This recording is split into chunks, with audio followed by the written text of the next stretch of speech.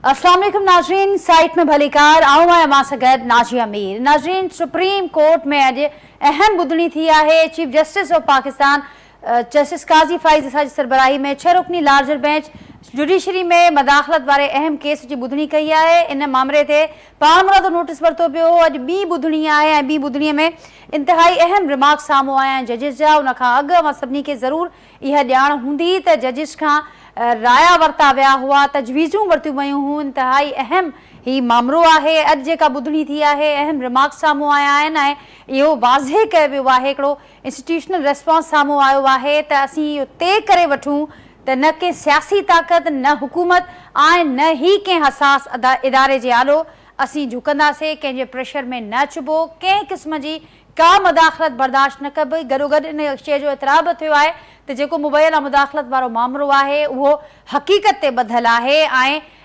मुख़्तलिफ़ तरीक़नि सां मुख़्तलिफ़ वक़्तनि ते मुदाख़लत थींदी रही आहे, पर उनजी रस्ता रोकणु तमामु ज़रूरी आहे। हिकिड़ी फायर वॉल बिल्ड करणु तमामु ज़रूरी आहे। जज साहिबान जो इहो बि चवणु हो अॼोकी ॿुधणी दौरान त जेकॾहिं कंहिं मॉनिटरिंग जज खे लॻायो वञे थो त इहा बि अदलिया में मुदाख़लत आहे।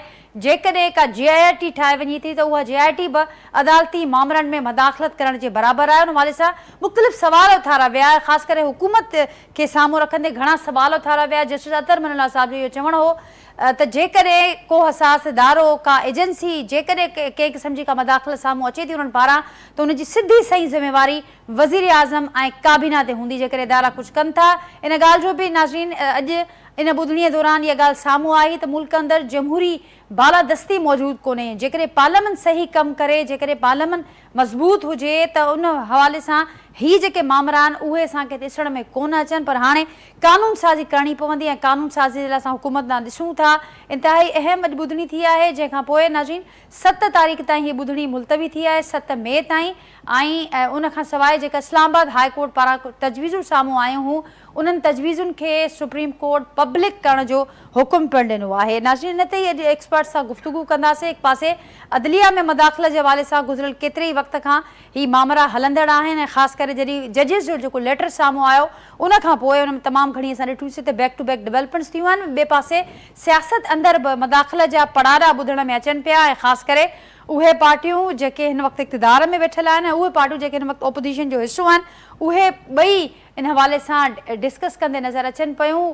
उन ते बि पिणु गुफ़्तगू थींदी त उन हवाले सां पार्लियामेंट केतिरी तयारु आहे। जेके आला अदलिया सवाल उथारिया आहिनि, जेके अदालत अंदरि सवाल उथिया आहिनि हुकूमत खे वठी करे, उनजो हुकूमत वटि कहिड़ो जवाबु आहे, उन ते पिणु तफ़सीली गुफ़्तगू कंदासीं। जेको पैनल मूंसां गॾु मौजूदु आहे जो तारो पासा कराईंदसि, मूंखे कराची स्टूडियो में जॉइन कयो आहे पाकिस्तान पीपल्स पार्टी जा सीनियर अॻवान आहिनि डॉक्टर करीम ख्वाजा साहब। मूंसां गॾु हिते मौजूदु आहिनि स्टूडियो में एडवोकेट अलीपल साहब आहिनि, पाकिस्तान तहरीक इंसाफ़ खे रिप्रेज़ेंट कंदा आहिनि, कानूनी माहिर बि आहिनि सीनियर। उन खां सवाइ नाज़रीन यासीन आज़ाद साहब आहिनि, सीनियर कानूनदान आहिनि, अॼोके प्रोग्राम में शरीक आहिनि। ऐं मूंसां गॾु सीनियर कानूनी माहिर आहिनि जहांगीर सांद साहब, उहे पिणु अॼोके प्रोग्राम जो हिसो आहिनि। मां सभिनी खे भलीकार और सभी जी मेहरबानी, वहाँ गुफ्तगू के लिए वक्त कजूँ आए जी इजाज़त से। यासीन साहब, आपसे गुफ्तगू का आगाज़ करती हूँ।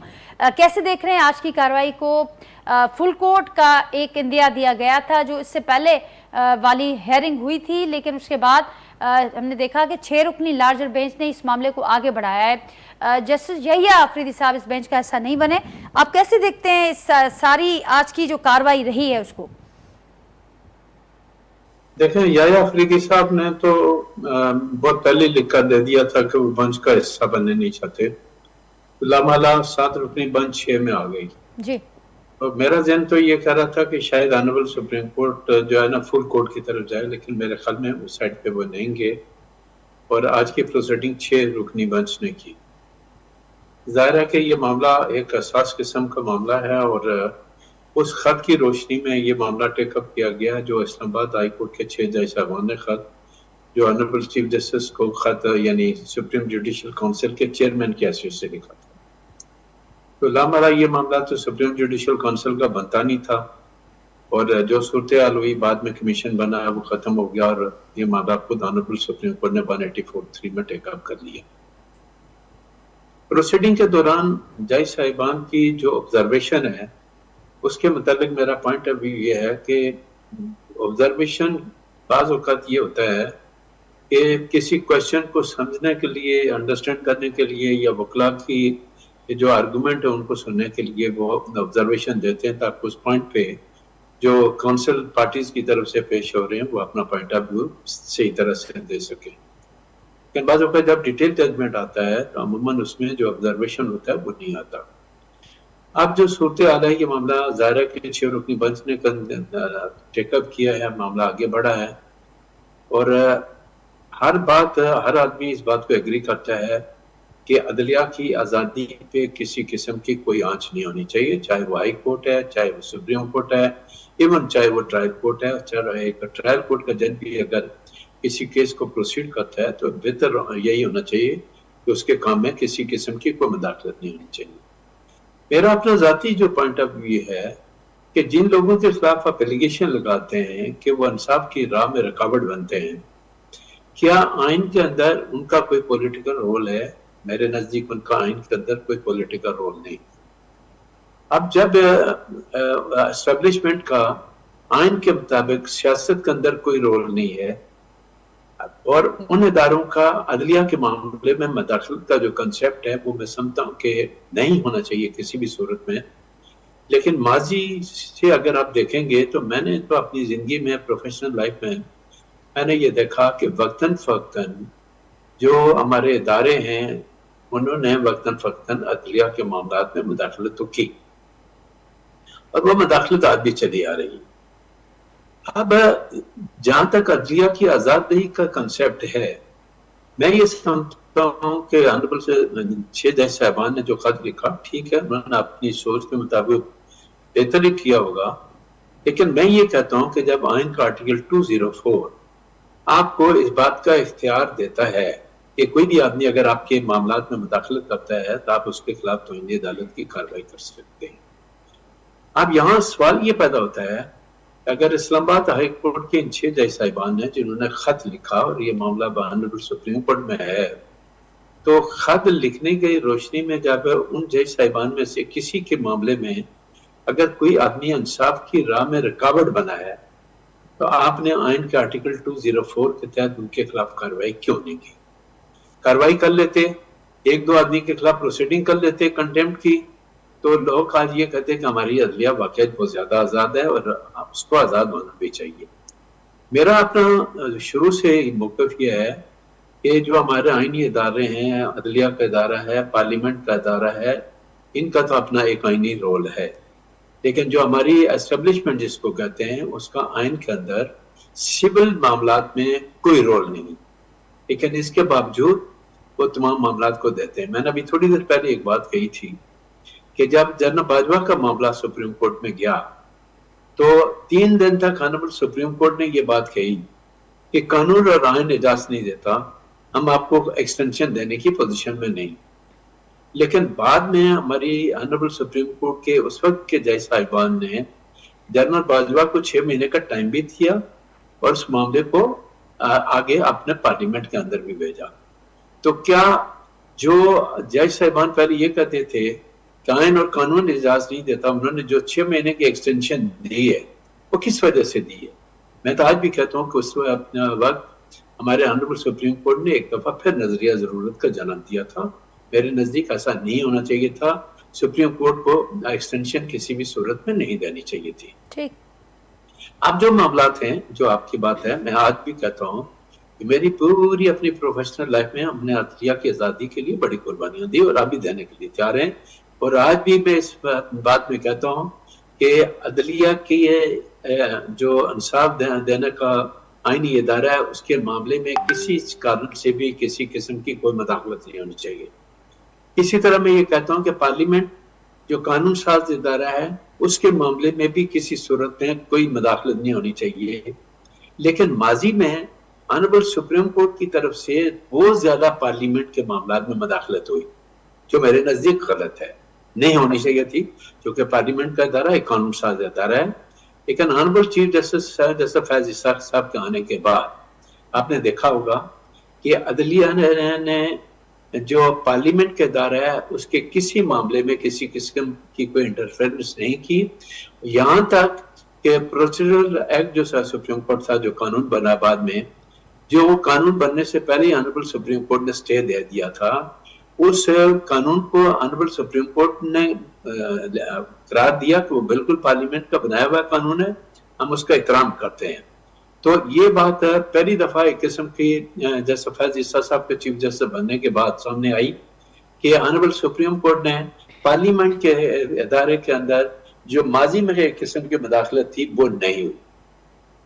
अब जो मेरी सोच है कि अगर जिस तरह मैंने पहले कहा कि इदारों का कोई हक नहीं बनता सियासत में, तो मेरे ख्याल में अब ये मामला अगर ऑनरेबल सुप्रीम कोर्ट ने टेकअप भी कर लिया है, एक जजमेंट दे दें कि आइंदा कोई भी इदारा अगर अदलिया के मामले में किसी किस्म की मुदाखलत करता हुआ पाया गया, अदलिया की आज़ादी में किसी किस्म की कोई मुदाखलत की गई, तो हमारी अदलिया देन एंड देयर उन लोगों के खिलाफ तौहीन अदालत की कार्रवाई करेगा। मुझे नहीं पता कि ऑनरेबल सुप्रीम कोर्ट कल क्या जजमेंट देता है, ये मैं अपना पॉइंट ऑफ व्यू दे रहा हूँ। ठीक। तो अगर आपने ये करना है तो आपको ऑनरेबल सुप्रीम कोर्ट के लेवल पे कोई ना कोई जजमेंट देना पड़ेगा। लेकिन जजमेंट देखें, आज भी मैं एक बात कहता हूँ कि जैसे जवाद ख्वाजा जब चीफ जस्टिस ऑफ पाकिस्तान बने तो उन्होंने जजमेंट दिया कि उर्दू इस मुल्क की सरकारी जबान, आइन के अंदर लिखा हुआ था कि 15 साल के अंदर सरकारी जबान होनी चाहिए। उन्होंने एक जजमेंट दिया, ये भी कहा कि DHA लाहौर का ऑडिट होना चाहिए। सुप्रीम कोर्ट के दोनों जजमेंट हैं, उन दोनों पे आज तक अमल नहीं हुआ, तो ये अमल कौन करेगा? ऑनरेबल सुप्रीम कोर्ट या हमारी जो एग्जीक्यूटिव है उसको अमल करना है, लेकिन कोई आदमी अमल करने के लिए तैयार नहीं है। ठीक, यासीन साहब आप ही की बात को आगे बढ़ाते हुए जहांगीर साहब मुझे आवाज हमारी पहुंचे पे ॿुधो पिया मूंखे?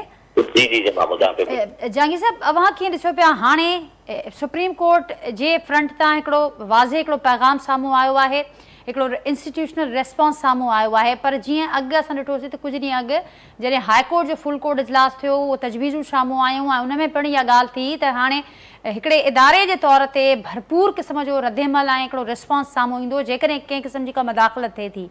उन ते बाद में तमामु घणो रद्दमल बि साम्हूं आयो त तमामु वेग कॉन्सेप्ट आहे, कहिड़े क़िस्म जो रिस्पॉन्स हूंदो, उनजो मैकेनिज़म छा हूंदो, कोड ऑफ कंडक्ट छा हूंदो, त अॼोकी जेका कार्रवाई थी आहे उन खां पोइ मां कीअं ॾिसो पिया मामला कहिड़े रुख सां अॻियां वधंदा?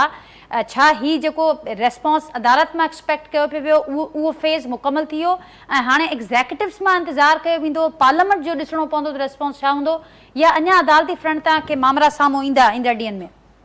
ॾिसो मुंहिंजो पॉइंट ऑफ व्यू इहो आहे मैडम त बेसिकली सभिनी खां अॻु में त यासीन आज़ाद साहिबु बहितरीन जेको आहे साईं जो पॉइंट ऑफ व्यू आहे, मोस्ट जेको आहे साईं सीनियर लॉयर आहिनि ऐं सुप्रीम कोर्ट जा जेके मोस्ट सीनियर बेसिकली आहे छा त हिन में जेको जीअं साईं कयो आहे त फुल कोर्ट हुजे त फुल कोर्ट का अहिड़ी का जजमेंट पास करे त बेजा जेकी बि मुदाख़लत आहे, ॾिसो न हाणे ही शइ जेकॾहिं हींअर साम्हूं आई आहे त जेके माना प्रीवियस में जेको माना तव्हां सम्झो था त तक़रीबन 70-75 सालनि खां जेकॾहिं थींदी हूंदी, हिकिड़ी मिसाल आहे जेका मुदाख़लत थींदी हूंदी त जुडिशरी त इंडिपेंडेंट न थी न। हाणे हिन में इहो आहे त जेकॾहिं फुल कोर्ट को फ़ैसिलो ॾे थो, ठीकु आहे, त हू हुनखे ॾियणु घुरिजे फुल कोर्ट खे, ठीकु आहे। ही 6 जजिस ऐं मोस्ट सीनियर जजिस हूंदा आहिनि बेसिकली जेके सुप्रीम कोर्ट जा हूंदा आहिनि, डेफिनेटली अॻु में हाई कोर्ट जी प्रैक्टिस हूंदी आहे, उन खां पोइ सुप्रीम कोर्ट जा जजिस थींदा आहिनि। हाणे जेको आइन जो आर्टिकल 204 आहे हुनजी बेसिकली जेकी प्रोविजन आहे कंटेम्प्ट ऑफ कोर्ट आहे, ठीकु आहे। हाणे हिन में जेको अॼु जज साहब जेको हिकिड़ो ॿियो बि आर्टिकल जे हवाले सां जेको ॻाल्हायो हो, आर्टिकल 184 सब सेक्शन हुनजो जेको 3 आहे, सब जेको आहे original jurisdiction of Supreme Court without prejudice to the provision of article 199 the Supreme Court shall if it consider that a question of public importance with reference to the enforcement.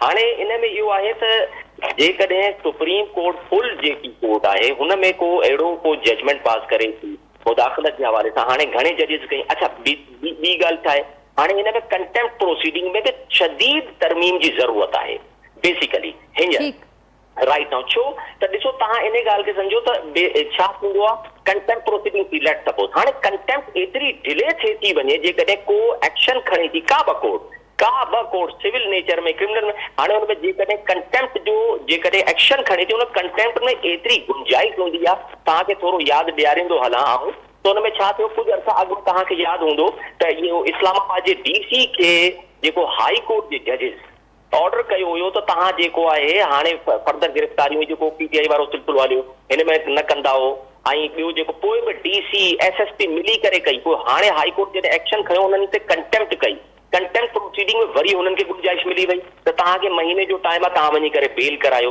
ई सज़ा त न थींदी आहे। हिन में त शदीद तरमीम जी ज़रूरत आहे, हिन में शदीद जेको आहे कानून साज़ी जी जेको ज़रूरत अथव। ठीक, जहांगीर साहब इन शइ खे अॻियां वधाईंदसि। हाणे कानून साज़ी जेको अॼु जेको पॉइंट ज़ाहिर आहे, जेका हियरिंग थी आहे, प्रोसीडिंग थी आहे, उन में बि ज़िक्र बार बार आयो आहे। करीम साहब, तमामु सीनियर अवां पॉलिटिशियन आहियो ऐं अॼु इहो बि ज़िक्र थियो त जमहूरी बालादस्ती मुल्क अंदरि मौजूदु कोन्हे। जेकॾहिं पार्लियामेंट मज़बूत हुजे आहे त पोइ शायदि इहे हालत न हुजे अहिड़ी। ऐं वरी बि लॻे पियो त रिस्पॉन्स हुतां ज़रूरु साम्हूं आयो आहे, पर इंतज़ारु कयो पियो वञे त को गॾियल रिस्पॉन्स जेकॾहिं ईंदो जंहिंमें हुकूमत बि शामिलु हूंदी ऐं ॿिया स्टेक होल्डर्स जुडिशरी समेत, त पोइ हिकिड़ो मैकेनिज़म जोड़ण में हेल्पफुल थी सघंदो मामिलो। बेसिकली त नाज़िया, पार्लियामेंट जो ई कमु आहे। पार्लियामेंट हिकिड़ो बालादस्त इदारो आहे जंहिंजे अंडर इहे जेके बि इदारा अचनि था, जंहिंजो ज़िक्र तव्हां कयो पिया या जेको ज़िक्र थियो आहे। पर हाणे असां जेके दुनिया जी तारीख़ ॾिसूं ऐं पाकिस्तान खे उनखे कंपेयर कयूं, आइडियली उहे चीज़ूं आइडियली आहिनि ऐं यूटोपियन ॻाल्हियूं आहिनि। पर असां जेको पंहिंजे इर्द गिर्द ॾिसूं था, उते हमेशह जेको जिते पॉलिटिकल पार्टी स्ट्रॉन्ग्स आहिनि, ताक़तवर आहिनि, उते ई अदलिया बि स्ट्रॉन्ग थी वञे, उते पार्लियामेंट बि स्ट्रॉन्ग थी वञे ऐं शयूं हलनि थियूं। मिसाल जे तौर ते बरतानिया में पॉलिटिकल पार्टी स्ट्रॉन्ग आहे, जंहिंजे करे जेको आहे सो इहे सभु इदारा हुनजे अंडर में आहिनि। तव्हां ॾिसो त अमेरिका में बि ईअं सिस्टम आहे, पॉलिटिकल पार्टी स्ट्रॉन्ग आहे ऐं जंहिंजे करे जेको आहे सो कोई जनरल हुजनि या के बि हुजनि, उहे स्ट्रॉन्ग थी था वञनि, इदारा बि स्ट्रॉन्ग था थियनि, अदलिया बि स्ट्रॉन्ग थी थिए। हिंदुस्तान जो तव्हां मिसाल ॾिसो, हिंदुस्तान में बि ईअं आहे त कांग्रेस जॾहिं पार्टीशन थियो त तमामु ताक़तवर पार्टी हुई, हज़ारे हुन वटि वर्कर्स हुआ, लखां सुठा लीडर्स हुआ।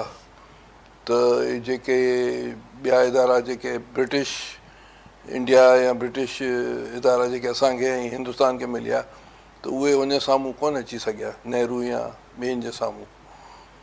असां वटि अनफॉर्चुनेट आहे त असां वटि पॉलिटिकल पार्टी जेका मुस्लिम लीग हुई, उहो ख़ुदि काइद अज़म चयो त खोटा सिका आहिनि ऐं मुंहिंजे टाइप राइटर पार्टी ठाही आहे, इहा जेको पाकिस्तान ठाहियो आहे।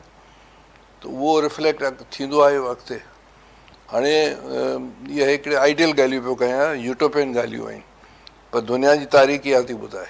पर इहो वाज़े कयो आहे त जेकॾहिं हाणे इदारा कुझु कनि था त हुनजी ज़िम्मेवारी वज़ीर आज़म ते हूंदी, काबीना ते हूंदी, छाकाणि त हीअ जेके हसास इदारा जंहिंजो ज़िक्र थिए पियो, इहे गुज इदारा वज़ीर आज़म जे मातहत आहिनि। अॼु सोशल मीडिया ते अलाए ग़लति आहे या सही आहे हले पियो त इसाक डार खे डिप्टी प्राइम मिनिस्टर ठाहिण जे लाइ चाइना खां टेलीफोन आयो, ठीकु आहे।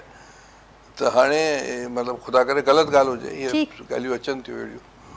त चवण जो मतिलबु आहे त जेका ॻाल्हि मूं जेका कई आहे, जेसि ताईं आइडियली या यूटोपियन चओ या जेको बि चओ, पॉलिटिकल पार्टी स्ट्रॉन्ग न हूंदी, तव्हांजो पार्लियामेंट स्ट्रॉन्ग नथी थी सघे, तव्हांजी जेका सा अदलिया स्ट्रॉन्ग नथी थी सघे, बाक़ी सभु बेकार ॻाल्हियूं आहिनि। ॾिसो 47 में जॾहिं पाकिस्तान ठहियो, अनफॉर्चुनेटली जिन्ना साहब साल खनि ज़िंदा रहिया, इंतकाल थी विया। उन खां पोइ छा अदलिया स्टैंड करे सघी आहे ब्यूरोक्रेट, सिविल मिलिट्री ब्यूरोक्रेट जे साम्हूं, जेको सॼो किसो कहाणी हले पई, वेंदे बुटे खे शहीद कयो वियो, जेके मार्शल आर्ट्स लॻा उनखे जस्टिफाई बि हिन अदलिया कया आहिनि। सो शयूं इहे सभु साम्हूं आहिनि ऐं ख़ुदा करे पार्लियामेंट हीअ जेको एक्सपेक्ट पिया कनि उहो कानून साज़ी थी वञे।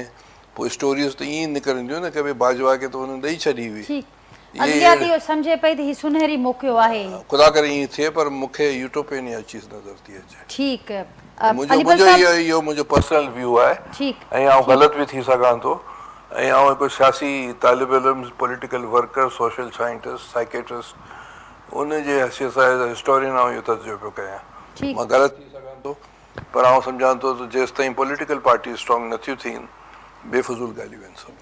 ठीक है। सब पॉलिटिकल पार्टीज़ सब पॉलिटिकल पार्टीज़ असां स्ट्रॉन्ग नथियूं थियनि। अलीपल साहब, अवां कीअं ॾिसो पिया, को खड़तेल निकिरंदे ॾिसो पिया न, सॼी प्रैक्टिस जो को मुस्तक़िल अज़ालो थींदे ॾिसो पिया न, समूरे न अहम मामले जो, ऐं ख़ासि करे इन कॉन्टेक्स्ट में जीअं करीम साहब बि ज़िक्र कयो त सभु पॉलिटिकल पार्टीज़ जेसिताईं स्टैंड नथियूं खणनि, मज़बूत नथियूं थियनि, तेसिताईं मामला हलंदा रहंदा। ऐं हिन वक़्तु ख़ासि करे पाकिस्तान तहरीक इंसाफ़ जंहिंखे अवां रिप्रेज़ेंट बि कयो पिया, उन ते तमामु घणा इहे इल्ज़ाम लॻनि था त हू पार्लियामेंट खे कमज़ोर करण में या जमहूरी ताक़तनि ते यकीन न करण में, उन्हनि सां न ॻाल्हाइण में हिन वक़्तु हू सरे फ़हरिस्त आहिनि। अहिड़ा इल्ज़ाम तमामु घणा लॻनि पिया पाकिस्तान तहरीक इंसाफ़ ते।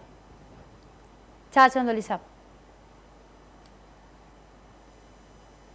अलीपल साहब, अवांजो आवाज़ न पियो अचे, माइक म्यूट आहे तव्हांजी। डॉक्टर साहब, डॉक्टर करीम साहब ग्राउंड ते हूंदो आहे ऐं हू ॾाढो शयुनि खे वेझे खां ॾिसंदो आहे, उन ॾाढो क्लियर हिकिड़ो लाइन्स आहे ऐं मूंखे हुनजे लाइ व्यू लाइ एतिराम आहे। पर मुंहिंजो पंहिंजो हिकिड़ो ओपिनियन आहे त जजनि जी पुलिस जेका सिक्योरिटी हूंदी आहे, जेके सिपाही मुहैया कंदो आहे, उनजी लेवल जमादार जी हूंदी आहे। हिकिड़े माण्हू ते केस दाख़िल थियो अलाए सीरियस क़िस्म जो, असां जॾहिं हुनखे वठि कई ह्यूमन राइट्स जो केस, ख़बर पई त जज हुनजे ख़िलाफ़ फ़ैसिलो नथा ॾेई सघनि, छो जो उहो पुलिस वारो सभिनी जजनि खे सिक्योरिटी थो फराहम करे। 2 सिपाही ॾे, 4 ॾे, 5 ॾे। पोइ जजनि खां असां जॾहिं पुछो त जजनि चयो असांजी सिक्योरिटी सॼी इन सिपाही इन जमादार जे हथ में आहे, इहो सिपाही ॾे या न ॾे, असीं हुनजा मोहताज आहियूं।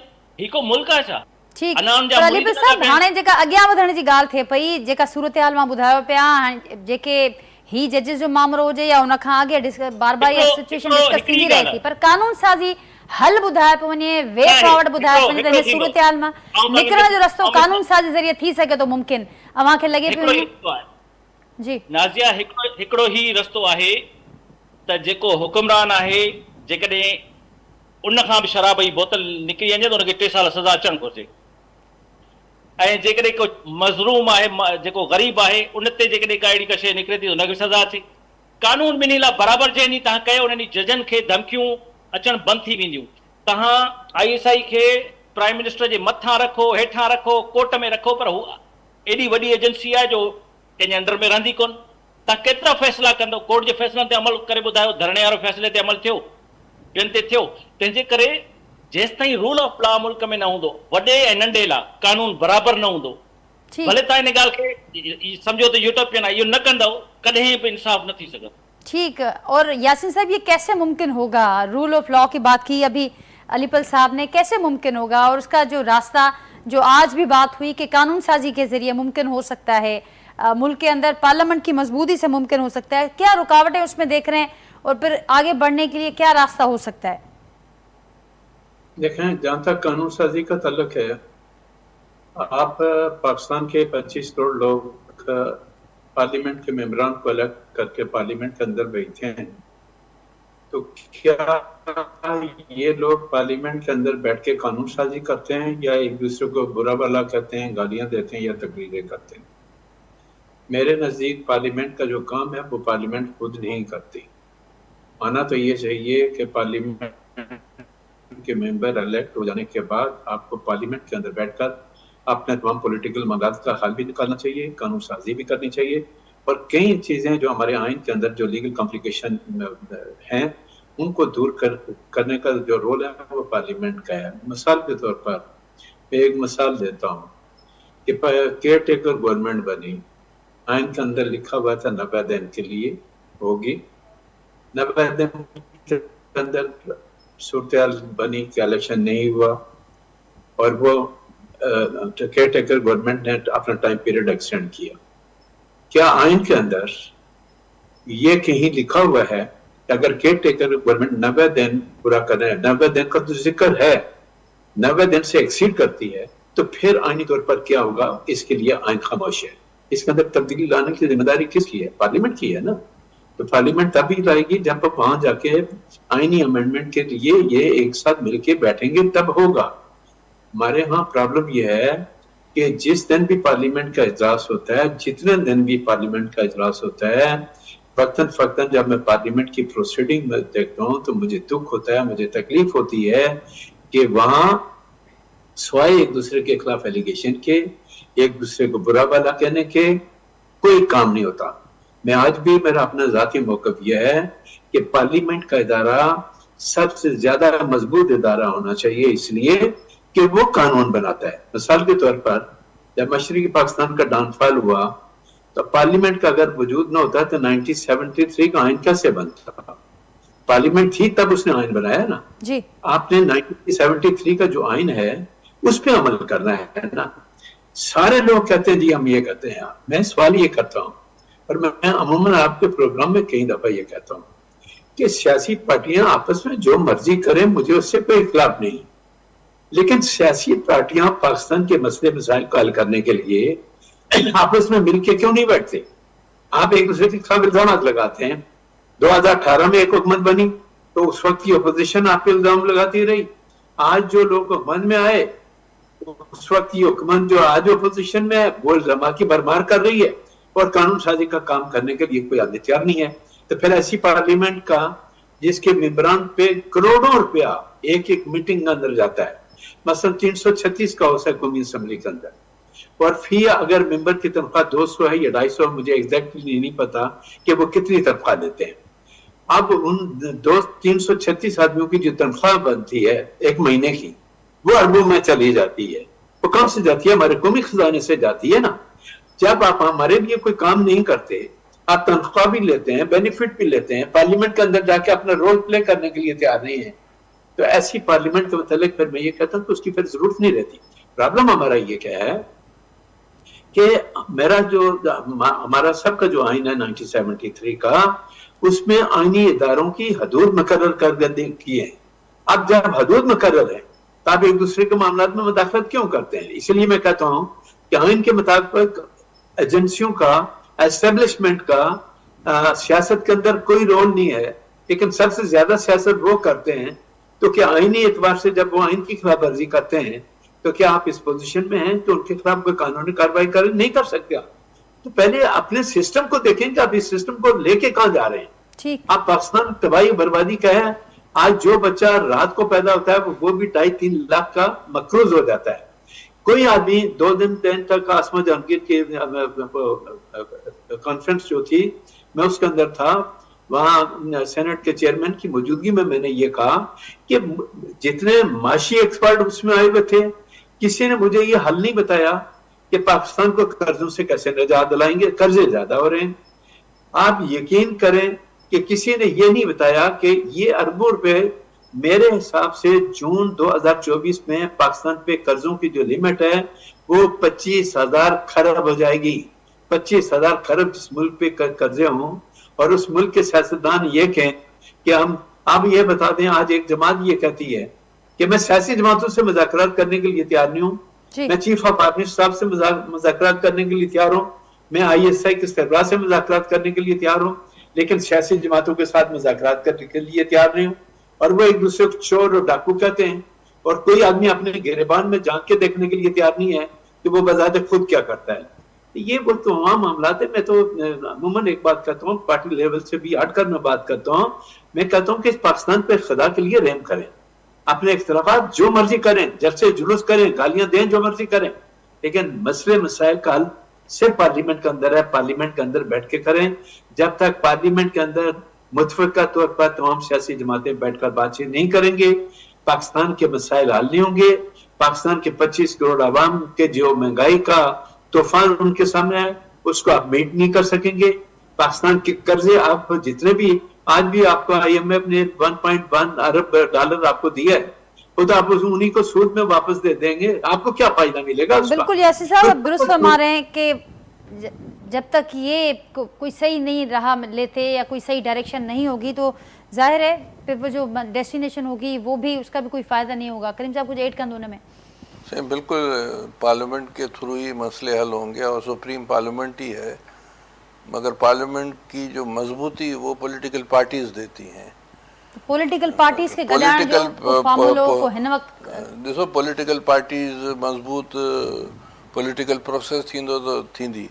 हाणे मिसाल असां ते बि मुश्किल वक़्तु अची चुको आहे, मुस्लिम लीग नून ते बि अची चुको आहे ऐं PTI ते यकीनन आहे, पॉपुलर पार्टी आहे, हुन वटि वोट बैंक आहे, हिन वक़्तु मञिणो पवंदो। पर हाणे उनखे जेको आहे सो डिफाइनिंग मोमेंट करे उनखे स्पॉइल न कनि। हाणे चवण त बाबा न असां आर्मी चीफ सां ॻाल्हाईंदासीं, ISI चीफ सां ॻाल्हाईंदासीं, त अल्टीमेटली छा थींदो? अल्टीमेटली हुनजो इहो थींदो जेको माज़ी में असां ॾिठो आहे, त माज़ी में अज़हर ख़ान बि इहा ई ॻाल्हि कई न की भई जेको आहे सो असांखे भुटो क़बूल कोन्हे, माछला लॻी वई। हिते बि इहा चीज़ थी सघे थी, या इहा चीज़ हाइपर नेशनलिज़म, हाइपर थिंग्स जो इहो असरु थींदो जीअं मसोलिनी सां थियो। मसोलिनी अची वियो इटली में, या हीअ अची वियो पंहिंजो हिटलर त इलेक्शन खटी आयो ऐं पार्लियामेंट खे साड़े छॾी, तारीख़ी ॻाल्हि आहे। त हाणे मसइलो इहो आहे त बिटवीन डेवल एंड सीज़ चवंदा आहिनि न, बिटवीन डेवल एंड सीज़, त हाणे उन्हनि में हिननि खे फ़ैसिलो करिणो आहे त बाबा हिकिड़ो फ़ैसिले जी हिकिड़ी आछ जीअं अव्हां कयो पिया, ज़ाहिर जेके पाकिस्तान पीपल्स पार्टी या मुस्लिम लीग नून करे पई त ही हिनखे ॾिसनि हिन वक़्तु जॾहिं ज़ियाउल हक़ आयो जी, जिन माण्हुनि भुटे शहीद कयो हो, फांसी में अमल जिन पार्टीज़ कई हुई, उन्हनि सां बि असां ठा कईसीं न, तॾहिं वञी करे 88 में इलेक्शन्स थिया, उहो जीअं बि थिया, मतिलबु इहो ई सिस्टम थियो। हाणे बि PTI खे जेको आहे सो पॉलिटिकल पार्टीज़ खे गॾु वठी करे हलणो पवंदो, ॿियो को रस्तो मूंखे नज़र कोन थो अचे। हिकिड़ो रस्तो मौलाना साहिब बि त ॿुधाइनि पिया, मौलाना साहिब चवनि पिया त केसि ताईं असां किथां ॾिनल जेके नतीजा आहिनि उन्हनि ते समझोतो कंदा रहंदासीं। हाणे अचो, हू बिलावल साहिब खे बि आछ कनि पिया, शहबाज शरीफ़ साहिब खे बि चवनि पिया त अचूं रस्तनि ते वञूं ऐं आवाम ॾे वञूं। ॾिसो, मौलाना साहिब ते आउं तबसरो नथो करणु चाहियां, ऐं उहो बि हिकिड़ो यूटोपियन क़िस्म जी ऐं अहिड़ी ॻाल्हि पियो करे जो इक़्तिदार में हुनजो गवर्नर साहिबु जेको वेठो आहे ख़ैबर पश्तूनख्वा जो, हुनजो समधी आहे, ऐं ॿिए पासे मौलाना साहिबु अलाए कहिड़ी ॻाल्हियूं पियो करे। सो आई डोंट वॉन्ट टू, ऐं हरू भरू अहिड़ी ॻाल्हि नथो करणु चाहियां, ऐं हिकिड़ो नंढो माण्हू आहियां, पर हक़ीक़त इहा आहे त पॉलिटिकल पार्टीज़ खे सचाई सां कठो थी करे हलणो पवंदो, न त इहे बेफ़ुज़ूल ॻाल्हियूं आहिनि। आउं वियुसि चाइना, त हीउ जेको सिंध सेक्रेटरेट तव्हां ॾिसो था न, सिंध सेक्रेटरेट में तुगलक हाउस आहे, न्यू सिंध सेक्रेटरेट आहे, हिकिड़ी नई बिल्डिंग आहे, KD ब्लॉक आहे। त आउं बीजिंग में वियुसि, त बीजिंग में मूंखे असां पीपल्स पार्टी तरफ़ां वियासीं, शहरी रहमान जी क़यादत में, कम्युनिस्ट पार्टी जी दावत ते, कम्युनिस्ट पार्टी चाइना, त हू असांखे वठी विया हुते कम्युनिस्ट पार्टी जो हेडक्वार्टर में। त जेका सेक्रेटरेट ॾिठी, अहिड़ी सेक्रेटरेट, मां सम्झो त इहो गवर्नमेंट हूंदो।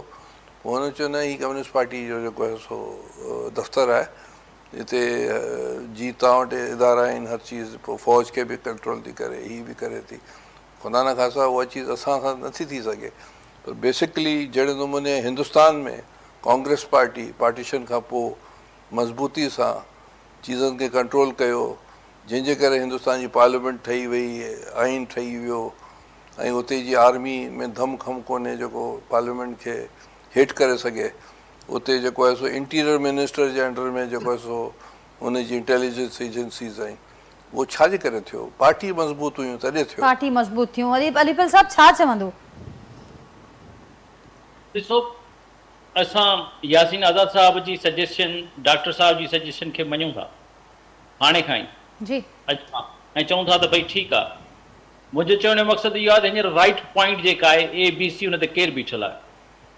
राइट पॉइंट इहा आहे त जेके बि इदारा हुकूमत जे अंडर में अचनि था उनखे हुकूमतनि खे अदालतनि में इंटरफेयर न करणु घुरिजे। इहा पोज़ीशन हिन वक़्तु PTI जी आहे, इहा ई राइट पोज़ीशन आहे।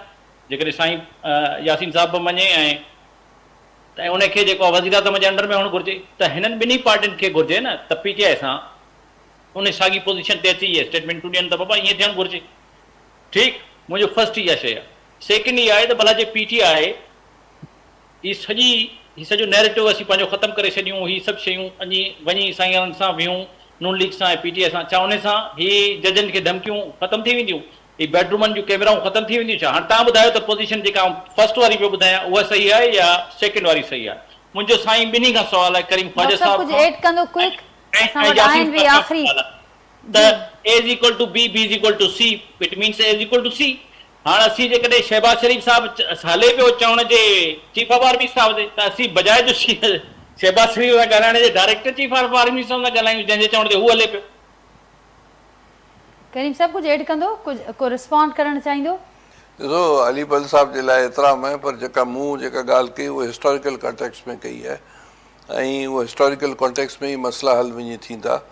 ऐं अगरि असां जेको आहे सो उहो कॉन्टेक्स्ट हटाए वियासीं, हिननि खे बि का चीज़ नसीबु कान थींदी, असांखे कोन नसीबु थींदी, पर सभ खां वधीक आहे त पाकिस्तान जो अवाम ऐं पाकिस्तान जी डेमोक्रेसी, पाकिस्तान जी पार्लियामेंट खे रिछ ऐं बगड़ खाई वेंदा। ठीकु, जहांगीर साहब मुंहिंजो आवाज़ मथे पहुचे पियो?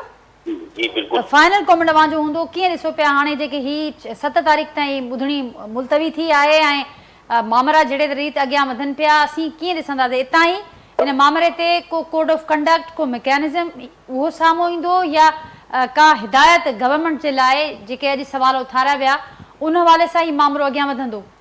ॾिसो इहो आहे त हिन शॉर्ट डेट आहे, हिन में हुन में फर्दर छा प्रोसीडिंग थींदी उहा त वक़्तु अचण ते ख़बर पवंदी। पर जेकॾहिं साईं जेकी ॻाल्हि कई हुई रूल ऑफ लॉ जी, त दिस इज़ वेरी गुड। इहा रूल ऑफ लॉ वारी जेकी ॻाल्हि आहे जेसि ताईं उहा कंप्लीट नथी थिए, ॾिसो न तव्हांखे यादि हूंदो त हिकिड़े प्राइम मिनिस्टर साहब खे माज़ी में सज़ा मिली सुप्रीम कोर्ट जी तरफ़ां, का कंटेम्प्ट हुई, हिकिड़े मिंट जी सज़ा। What's the wrong? हिकिड़े मिंट जी का सज़ा हूंदी, असांखे 5 कलाक बिहारे छॾी, बिहारी न असांखे सज़ा उते ख़तमु कर, ईअं न थींदो आहे। ऐं ॿी ॻाल्हि, जेकॾहिं supreme commanding position prime minister जी आहे ऐं मिनिस्टर ऑफ इंटीरियर जे अंडर में जेकॾहिं एजेंसीज़ या पुलिस जेकॾहिं इहे शयूं सभु अचनि थियूं ऐं हू पोइ जवाबदेह थींदो न।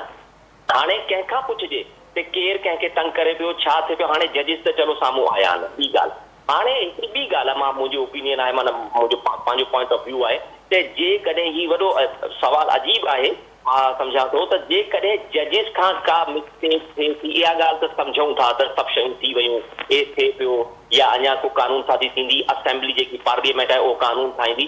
जेकॾहिं जजिस खां का मिस्टेक थिए थी या को फ़ैसिलो ग़लति ॾियनि था त जजिस कहिड़े में अचनि था? जजिस खां केरु पुछण वारो आहे?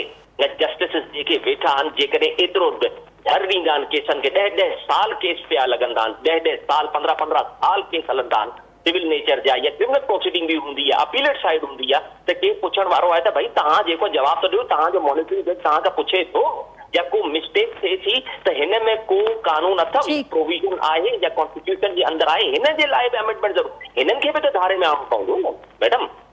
ठीकु, ही बि त धारे घुर्जनि। भई जेकॾहिं हिकिड़ी मिसाल आहे rule of law, do not discrimination anywhere any time every time. Discriminatory जेकॾहिं को मुजरिम या मुलज़िम, असां छा कंदा आहियूं, कोर्ट जी जेकी प्रोसीडिंग आहे हुन में छा आहे, को मुलज़िम आहे, इल्ज़ाम सां ठहंदो आहे मुलज़िम, जुर्म सां ठहंदो आहे मुजरिम। ठीकु, हाणे इल्ज़ाम लॻो, माण्हू मुलज़िम थियो, हुनखे पकड़ींदा आहिनि, हुनखे ट्रीट ईअं कंदा आहिनि जहिड़ो को मुजरिम अलाए केतिरो वॾो ॾुआरी आहे, वरी 6 सालनि खां पोइ साबित थींदो त ॾुआरी कोन, माज़रत बाबा हलिया वञो घर। हाणे एतिरी 6 सालनि ताईं तज़लील जो जवाब ॾे, हू जज आहे, इन्वेस्टिगेशन ऑफिसर आहे, इंक्वायरी ऑफिसर आहे, ही प्रोसीडिंग आहे केरु? जेकॾहिं रूल ऑफ लॉ ते इम्प्लीमेंट न थींदो, प्लस कानून साज़ी पार्लियामेंट में थियणु घुरिजे ऐं पार्लियामेंट सुपीरियर आहे, उहा ई कानून ठाहींदी। ठीक, जहांगीर साहब पॉइंट टेकन, प्रोग्राम जो वक्त भी पूरा होते तव्हांजी वरी मेहरबानी। यासीन आज़ाद साहब आपका बहुत शुक्रिया। अलीपल साहब, डॉक्टर करीम ख्वाजा साहब, न जीअं ॻाल्हि थी त जेका एहतसाब जी ॻाल्हि हले थी त उनजो ज़ाहिर इहा 2 वे हुजणु खपे।